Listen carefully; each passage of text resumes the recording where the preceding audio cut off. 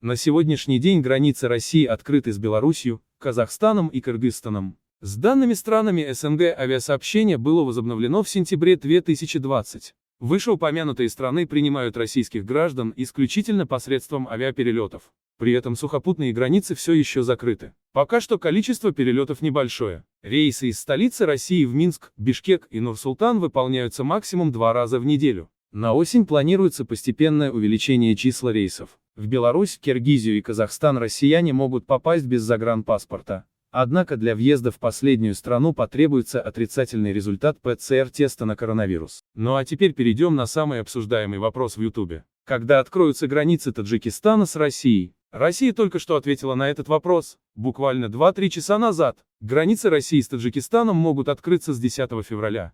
Но это еще не точно. Так как в России в данный момент беспорядок и разруха. С одной стороны митинг, с другой стороны границы. Многие страны просят открыть границу с их странами и Россией. Но Россия думает, с какими странами будет выгоднее открыть границы во время пандемии. Ну что ж, на этом все. Надеемся, что Россия откроет границу с Таджикистаном с 10 февраля. Пожалуйста, поставьте лайк и напишите комментарий под видео, а также не забудьте поделиться этим видео с друзьями или родственниками. Ну и конечно же не забудьте подписаться на наш канал. Всего хорошего, пока.